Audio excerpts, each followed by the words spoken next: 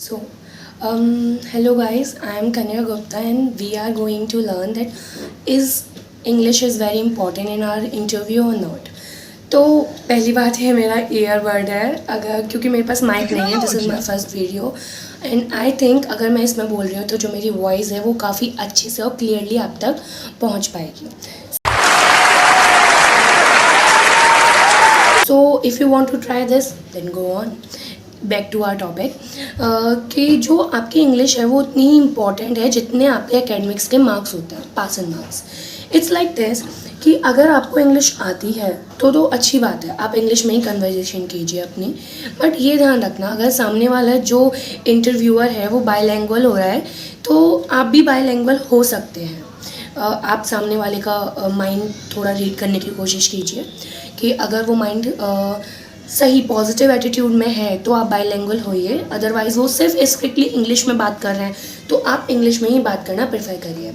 अब second thing ये आती है कि जिसको इंग्लिश इतनी फ्लुएंट नहीं आती है कि वो फ्लुएंटली इंग्लिश में पूरी अपनी कन्वर्जेशन या फिर पूरा अपना इंटरव्यू निकाल पाए, तो वो इतना ध्यान रखे कि अगर बायलैंग्वेज होना भी है तो सिर्फ उतने ही इंग्लिश के सेंटेंसेस बोलिएगा जितने आप फ्लुएंटली बोल सकते हैं.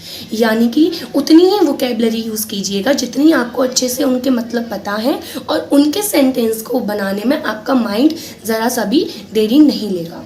जैसे हम कुछ नए वोकेब्स यूज़ करते हैं अपने इंटरव्यू के दौरान या फिर हम जब कहीं पे बैठे हुए हैं तो उनके सेंटेंस को मेक करने में हमारा जो माइंड होता है वो कुछ सेकेंड्स का पॉज ले लेता है. अगर वो आप पॉज लेते हैं तो सामने वाला जो इंटरव्यूअर है वो नेगेटिव हो ना हो पर आपके माइंड में एक नेगेटिव पॉइंट खुद के लिए आ जाता है कि हम यहाँ पे पॉज हो गए और वो माइंड जो पॉइंट होता है वो आपको थोड़ा वीक वहीं कर देता है. तो इंटरव्यू आगे कैसे होने वाला, अच्छा जाएगा नहीं जाएगा वो तो बात की बात है, पर फिर आप वहाँ पे थोड़ा वीक होना स्टार्ट कर देते हैं कि शायद हमने कोई गलती कर दी. तो अगर आप वो वोकैब्स यूज़ कर रहे हैं जिनको आपको अच्छी तरह से आती हैं, उनके मीनिंग्स आपको अच्छी तरीके से पता है, तो आई होप आप रुकेंगे नहीं.